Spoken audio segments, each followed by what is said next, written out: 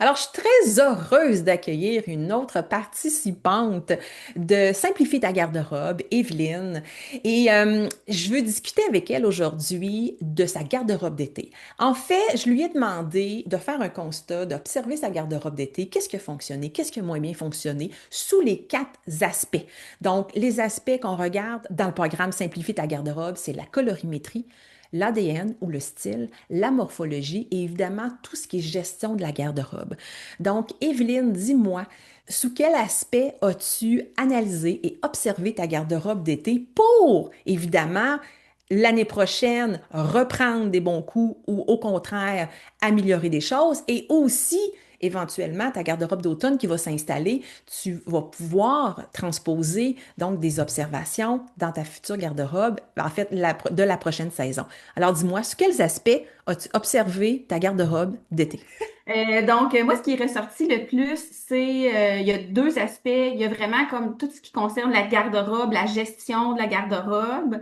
Puis il y a aussi des choses qui sont ressorties au niveau de l'ADN, que je trouve plus important, puis qu'il y a des choses quand même à apprendre, des choses à conserver, puis peut-être des choses à cesser de faire.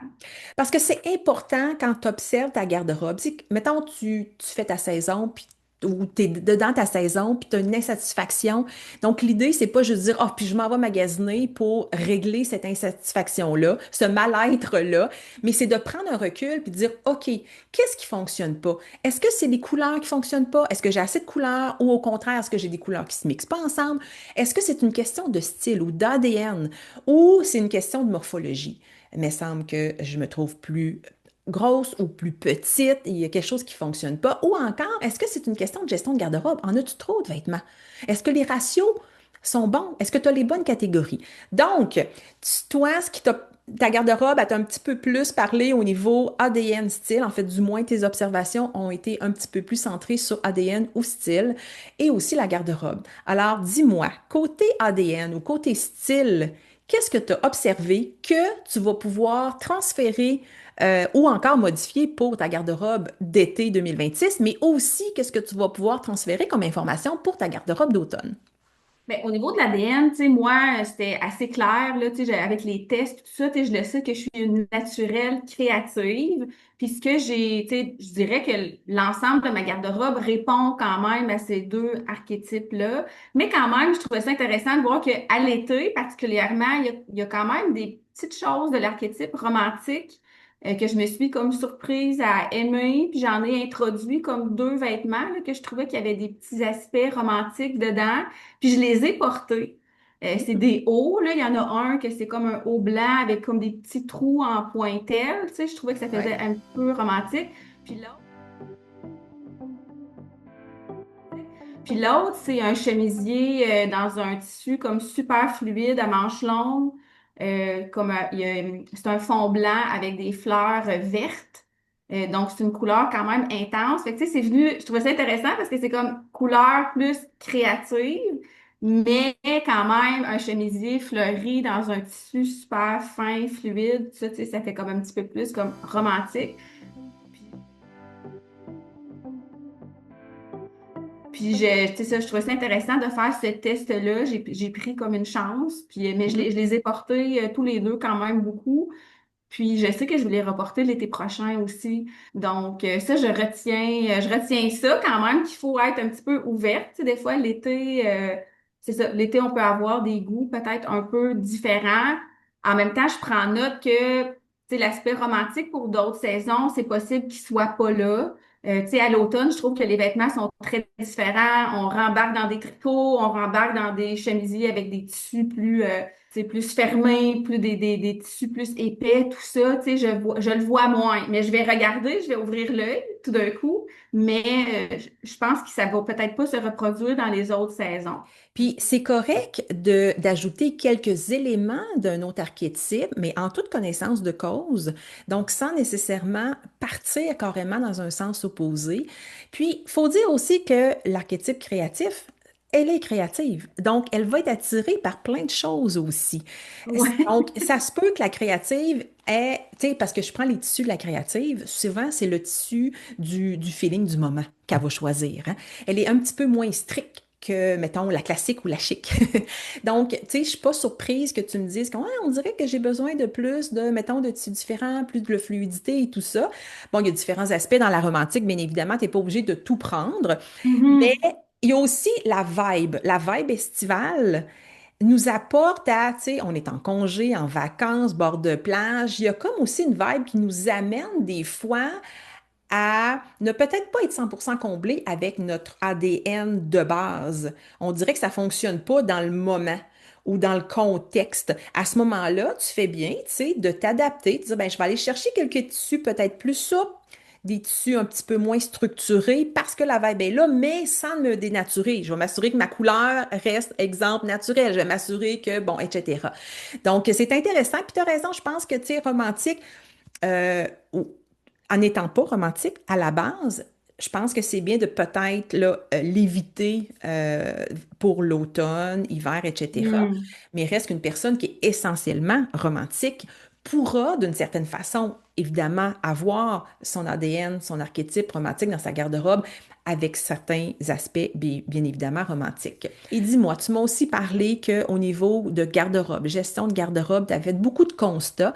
Alors, quels sont les constats que tu vas pouvoir ramener à ta garde-robe 2026 pour l'été et aussi la prochaine pour l'automne?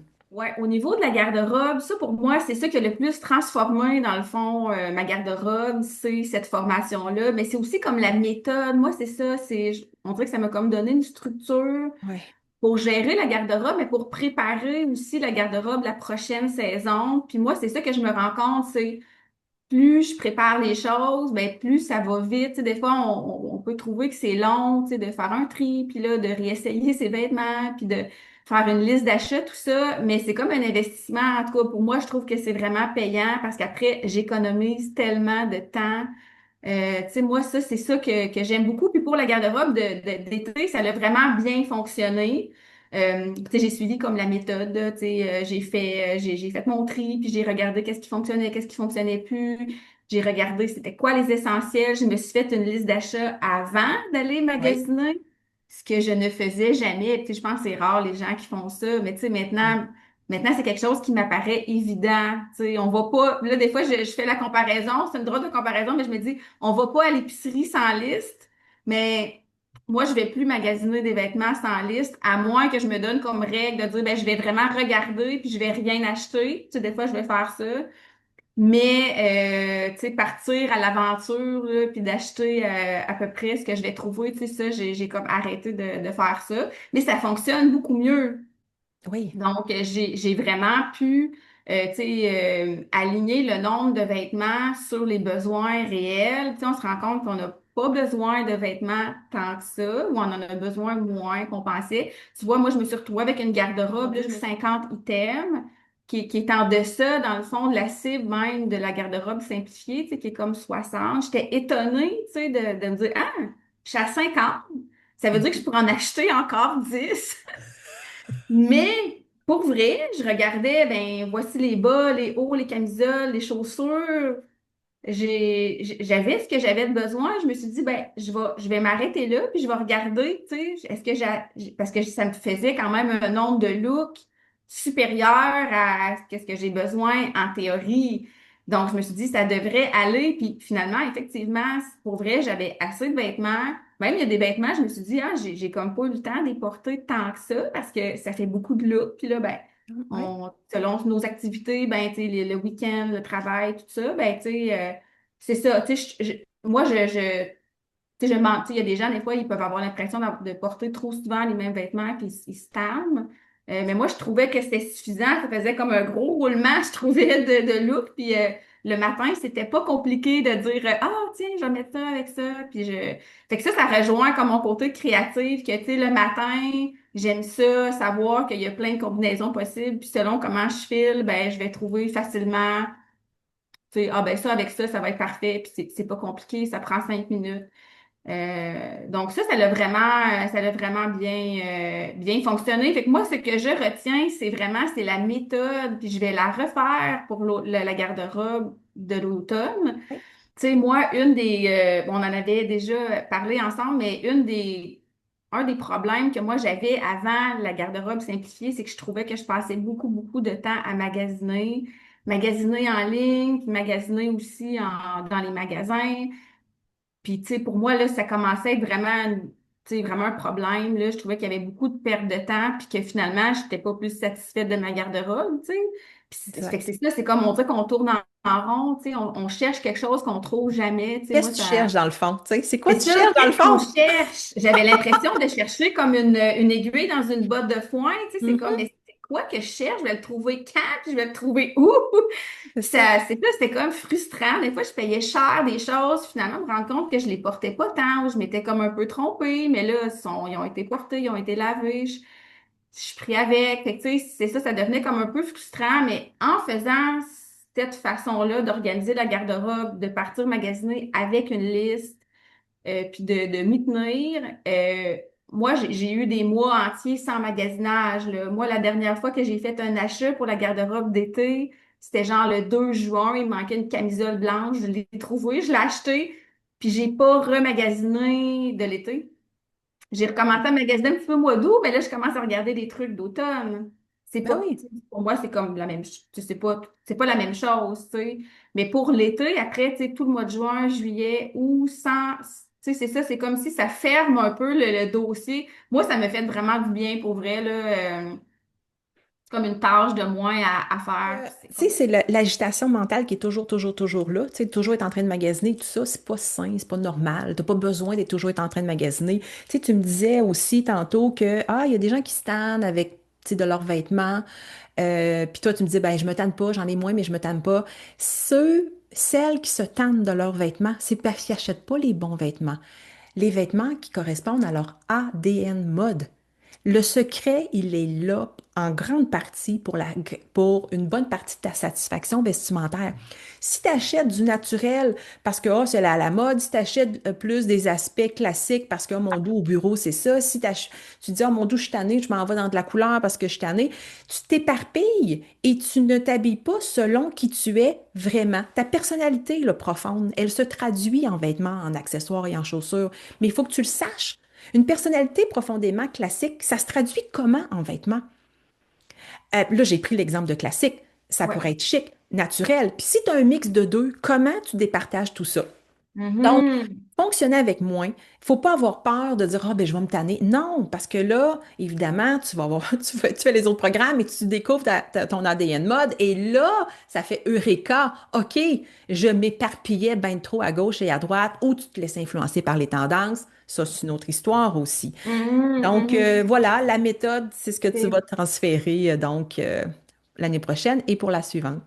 Ouais, c'est ça. Tu sais, au niveau de l'ADN, tu sais, t'as tout à fait raison. Probablement que sans s'en rendre compte, à un moment donné, on vient qu'on choisit mieux nos vêtements.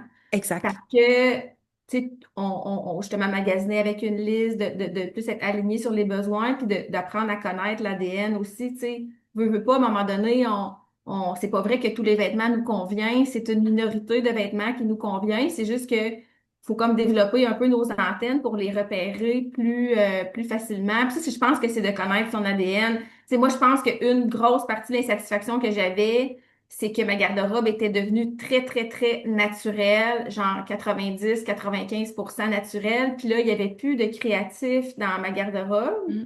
Fait que là, tu sais, moi, je m'emmerdais. Là, j'avais l'impression que ma garde-robe était vraiment plate. Au niveau des couleurs, au niveau des coupes, des tissus, tout ça, il manquait vraiment comme de créatif. Juste de venir rebalancer ça, tu sais, c'est ça. Moi, Voilà. ça l'a vraiment changé. Je tiens à préciser que c'est pas parce qu'une personne a un archétype naturel que c'est nécessairement plate et drabe. Le X, c'est que toi, dans le fond, tu t'es construit une garde-robe naturelle, mais tu avais aussi un autre aspect que tu connaissais pas, tu n'étais peut-être pas capable de mettre des mots dessus, mais qui était la créativité qui était là. En le sachant, tu es capable de jumeler les deux, te satisfaire côté archétype naturel et te satisfaire aussi côté créatif. Tout comme tu peux être aussi une classique branchée. Oui, ça se peut être une classique Exact. branchée. Comment ça se marie? Comment t'achètes quoi? Fait qu'il faut pas que tu sois juste classique, faut pas être juste dans le branché parce que tu n'es pas plus satisfaite. Donc, Exact. et voilà, voilà, voilà. Et tu parlais de ta liste de besoins. Je pense que un des secrets, puis même pour l'épicerie, là, si tu veux pas dépenser ton argent à gauche, puis tu vas arriver à la maison et être capable de faire ta recette, il faut que tu aies fait ta liste. Je sais que c'est pas pour tout le monde, c'est pas tout le monde qui a la personnalité peut-être aussi assidue de s'arrêter, faire une liste, regarder tes besoins. Mais au début, c'est un gros travail quand tu commences la formation Simplifie ta garde-robe. Mais une fois que tu vas avoir fait tes 4 saisons, après ça, c'est que des micro-ajustements. Et ta liste de magasinage rapetisse d'année Mhm. en année parce que là, ta garde-robe, elle est concise, elle a un cadre. OK? Elle a, exemple, 60 ou 50 items ou 40 items. C'est facile à gérer. Tu renouvelles pas 40 items à chaque année. Donc, tu vas Mhm. renouveler quoi? 5%? C'est Peut-être. ça, tout à fait, c'est ça. Fait que Ça oui, l'allège énormément la gestion, là. Mais ça aussi, j'aime beaucoup ça, tu sais, de revenir aussi à une garde-robe qui est découpée par saison. Tu sais, c'est quelque hmm, chose que moi, je faisais pas. Probablement que plein de gens font pas nécessairement. Fait que là, j'ai juste les items de la saison que je vais porter devant les yeux, puis ça rentre dans mon placard, là. Quand j'ouvre les poches, je les vois. Puis il n'y en a pas voilà. ailleurs, tu sais. Ils sont là. Fait que, tu sais, moi, je trouve que mentalement, c'est vraiment beaucoup plus facile de faire les agencements, de voir ce qui manque, de voir ce que j'ai. Je suis comme, mais oui, mais des pantalons, j'en ai quand même 5, tu sais, c'est Oui, beaucoup, tu sais, c'est oui. correct, tu sais, Ben, t'es rendu à dire que 5 pantalons, c'est beaucoup. Mais tu sais, moi, ça. j'ai fait des révisions de garde-robe avec du 20-25 jeans, là. Mhm. C'est pas sain, c'est pas équilibré, ce n'est pas normal. Bon, il y a plusieurs choses qui peuvent expliquer ça, mais il faut pas Ouais, se rendre là.